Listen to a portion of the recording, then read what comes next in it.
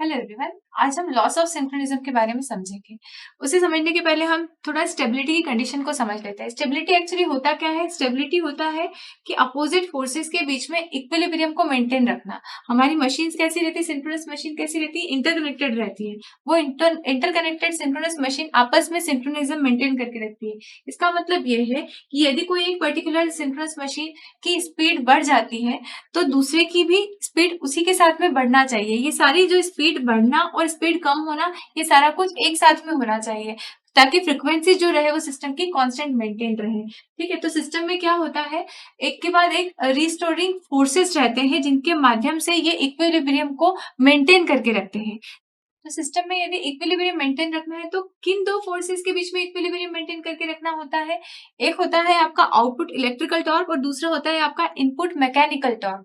तो steady state की condition में आपका आउटपुट इलेक्ट्रिकल टॉर्क और इनपुट मैकेनिकल टॉर्क, इन दोनों के बीच में आपको इक्विलिब्रियम मेंटेन करके रखना होता है। सिस्टम को इक्विलिब्रियम मेंटेन करके रखना होता है।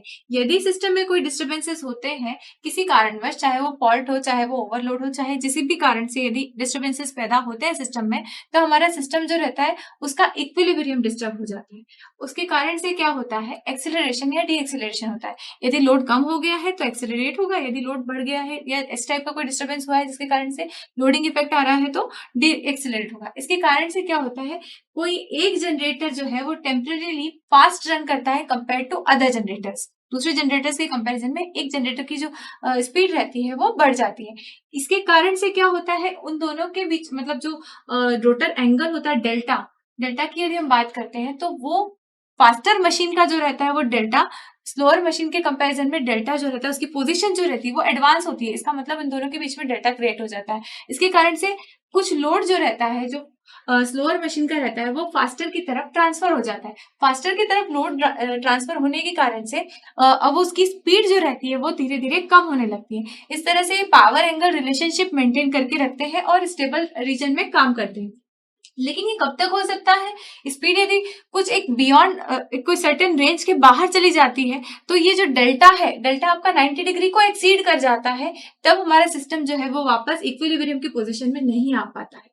तो फिर यहाँ पर क्या होता है, सिंक्रोनाइज हमारी जो सिंक्रोनस मशीन्स है वो आपस में सिंक्रोनिज्म में काम नहीं कर पाती है और जनरेटर जो रहता है वो आउट ऑफ स्टेप चला जाता है। उसके कारण से क्या होता है, बाकी के जनरेटर्स में अब उस जनरेटर का लोड भी बाकी के जनरेटर से शेयर होता है और धीरे धीरे करके वो सिंक्रोनिज्म खो देते हैं, जिसे हम कहते हैं लॉस ऑफ सिंक्रोनिज्म, क्योंकि जनरेटर जो है वो आउटेज की स्थिति में आ जाता है, आउटेज हो जाता है जनरेटर का।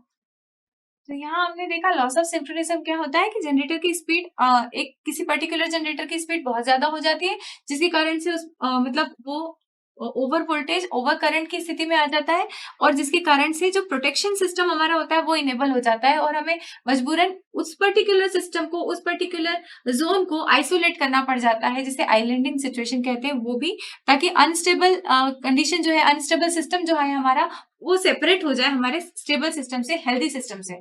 तो इसको आप लॉस ऑफ सिंक्रोनिज्म कहते हैं। लॉस ऑफ सिंक्रोनिज्म में कोई एक मशीन जो रहती है वो बाकी सारी मशीन के कंपैरिजन में, ग्रुप ऑफ मशीन के कंपैरिजन में ज्यादा स्पीड से रन करती है। तो यदि हमारी प्रोटेक्शन स्कीम अच्छी है और यदि उस अनहेल्दी पोर्शन को या वो अनस्टेबल पोर्शन को आउट कर दिया जाता है, सेपरेट कर दिया जाता है, आइसोलेट कर दिया जाता है, तो हमारे सिस्टम जो रहता है वो थोड़ा स्टेबल रहता है। ठीक, अब इसको यदि हम किसी एग्जाम्पल से समझे या किसी एनालॉजी से समझे तो हम ऐसा समझ सकते हैं कि नंबर ऑफ कार्स यदि किसी एक सर्क्यूलर पाथ पे जो है रन कर रही है और वो सारी कार्स जो है वो एक बेल्ट के थ्रू या एक इलास्टिक के थ्रू, एक रबर बैंड के थ्रू आपस में कनेक्टेड है, लेकिन सडनली क्या हो जाता है, कोई एक जो कार है उसकी स्पीड जो है वो टेम्परेरी बढ़ जाती है।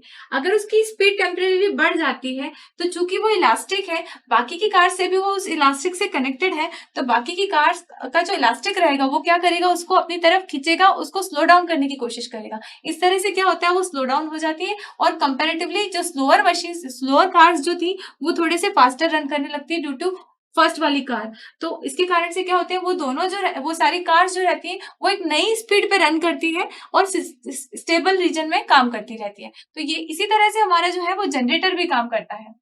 जनरेटर का जो सिंक्रोनाइजेशन है वो कुछ इसी तरह से काम करता है कि वो फ्लक्चुएशंस होते हैं, वो किसी और फ्रिक्वेंसी पे या किसी और डेल्टा पे वो काम करने लगते हैं, पर वो एक लिमिट तक ही हो सकता है, सर्टेन लिमिट तक ही जो है वो आप फ्लक्चुएशन जो है वो बेयर कर सकता है, वो आपकी होती है स्टेबिलिटी लिमिट।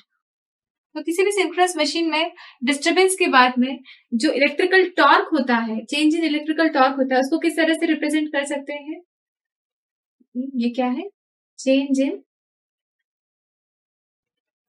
Electrical torque. ये दो कंपोनेंट से मिलकर बना होता है। पहला होता है सिंक्रोनाइजिंग टॉर्क कंपोनेंट, जिसे हम बोलते हैं टीएस इंटू डेल्टा डेल्टा। ये क्या है? सिंक्रोनाइजिंग